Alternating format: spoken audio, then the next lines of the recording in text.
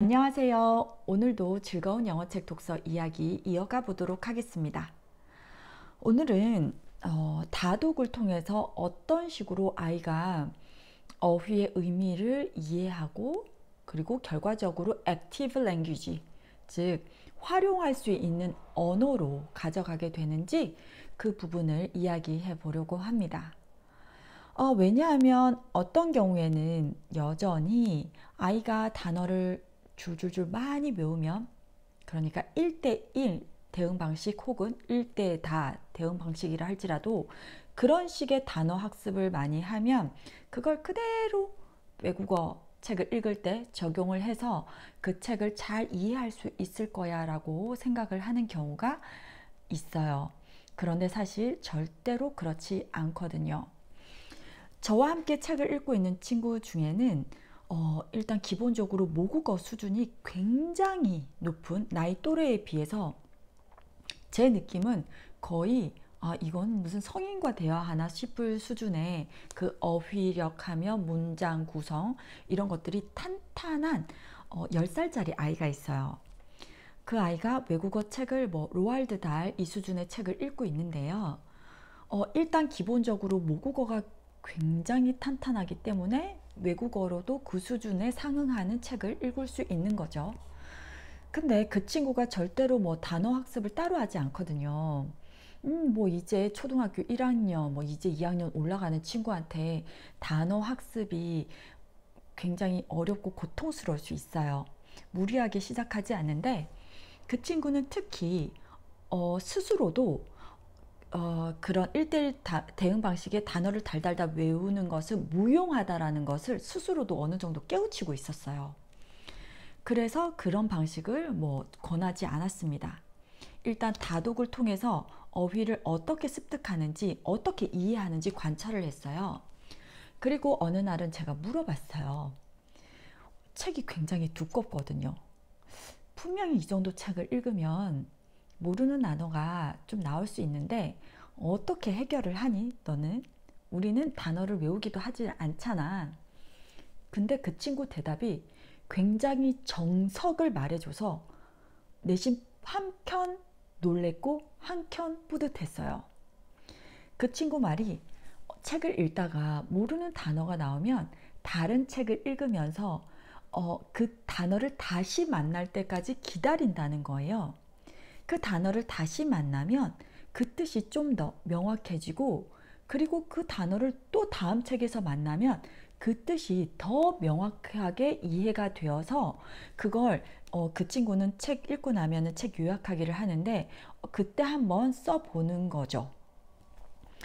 책을 읽으면서 그 단어를 점점 더 잘 이해하고 파악하고 맥락 안에서 생각하는 것, 그걸 하고 있는 거였습니다. 그러니까 그 어떤 어휘가 나오면 정확하게 이해를 했어요. 한국어로 그 뜻을 물어보면 단순하게 대답하는 것이 아니라 제법 논리적으로 이런 상황에서는 이런 뜻이라고 대답을 할 수 있는 사람이 된 거죠. 제가 통번역 대학원에서 공부를 할 때 혹은 이후에도 통번역사로 활동을 하면서도 모르는 단어가 안 나왔겠어요? 분야별에 따라서, 그리고 어떤 사람이 말을 하느냐에 따라서 굉장히 모르는 단어 많이 나와요. 그리고 그 책이 제가 읽는 번역해야 하는 책이 문학책이냐 아니면 그냥 전문적인 텍스트냐에 따라서도 굉장히 모르는 단어 많이 나올 수 있죠. 그러면 우리들은 빨리 사전을 뒤져볼까요? 그래서는 절대로 문제를 해결할 수 없어요. 그래서는 절대로 정확한 어휘의 의미를 파악할 수 없습니다. 저희들 또한 전문가라고 부르는 사람들 또한 그런 방식으로 새로운 단어의 의미를 파악하는 것이 아니라 일단 맥락을 보고 대충 이런 뜻인 것 같아 감을 잡고 이후에 그런 어휘가 쓰인 텍스트를 대량 검색을 해봐요. 시간이 없으니까 빨리빨리 파악하는 거죠. 사실 다음에 그런 어휘가 언제 나올지 조금 여유 있게 기다릴 시간은 별로 없고 좀 촉박하긴 하지만 그런 어휘가 들어간 텍스트를 대량 검색을 하고 어떤 의미로 쓰였는지 맥락 안에서 빨리 파악해요. 그 안에서 파악한 어휘를 한국어로 혹은 외국어로 표현을 합니다. 그래야지 내가 정확하게 이해한 것이고 내가 이해한 것을 다른 사람에게 전달할 수 있어요.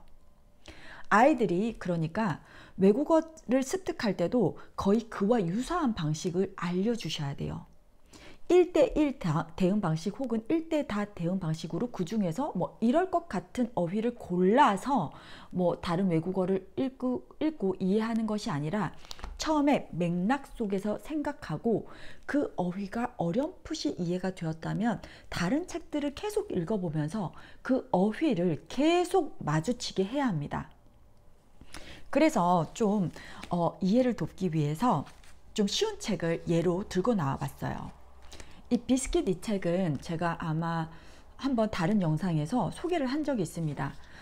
AR 지수로는 뭐 0단계, 1단계 책으로 비교적 쉬워요. 내용도 비교적 단순하고요. 어휘도 많이 반복되고 문구도 많이 반복됩니다. 아이들이 공부하기에도 좋은 책이에요. 아이들이 또 좋아하기도 하고요. 근데 이 책은 비스킷이 이 새끼 고양이랑 노는 그런 이야기인데 아이들이 막 이 강아지 또 고양이랑 막 놀다가 이 고양이가 이렇게 나무 위를 탁 올라가 가지고 꼼짝없이 내려오지 못하는 상황이 벌어져요. 그러면서 The kittens are stuck 이라는 단어가 나오죠.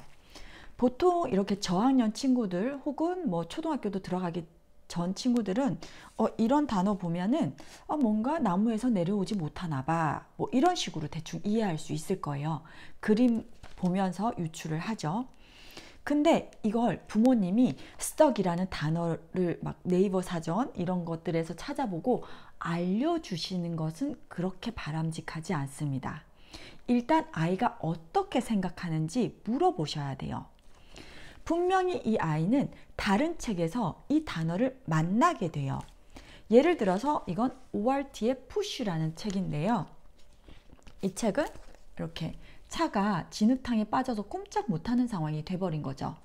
그러면 이 아이는 차가 뭔가 진흙탕에서 빠져서 꼼짝 못하는 상태, 움직이지 못하는 상태, 이런 식으로 이해를 하게 됩니다.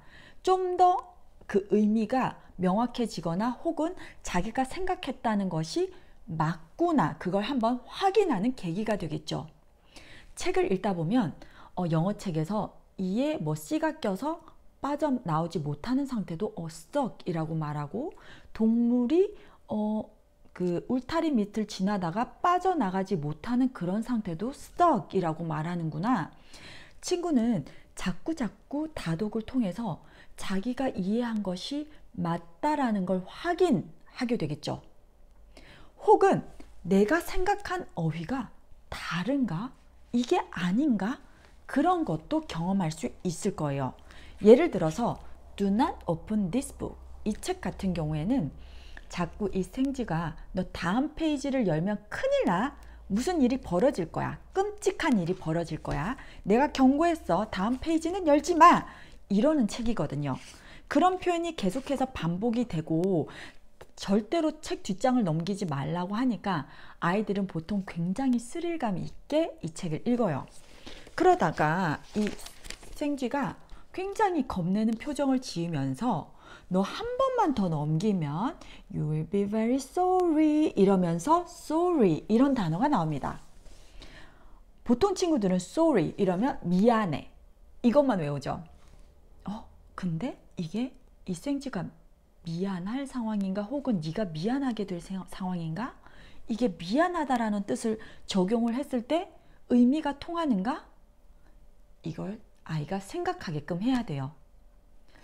과연 미안하다라는 뜻만 있을까? 내가 생각한 게 아니라 다른 뜻도 있나 봐. 이런 경험치를 주셔야 합니다. 이것이 바로 다독의 효과예요. 모르는 단어가 나왔을 때 단어 바로바로 찾아보고 알려주시지 마시고 반드시 다독을 통해서 생각을 먼저 해보시게 한다면 아이는 외국어의 단어를 어떤 식으로 이해해야 되는지 금방 깨우치게 될 것입니다. 맥락을 활용하는 방법을, 즉 논리적으로 사고하는 방법을 깨우치게 될 거예요. 지금까지 다독의 효과와 그리고 그 어휘를 습득하는 방법, 어떤 식으로 이 아이가 단어를 이해하게 되는지 그런 이야기를 해드렸어요. 그러니까 아이에게 책, 즐겁게 읽을 수 있는 영어책 많이 함께 읽으시길 바랍니다. 오늘 영상은 여기까지예요. 다음에도 또 즐거운 영어책 이야기 들고 나오겠습니다. 감사합니다.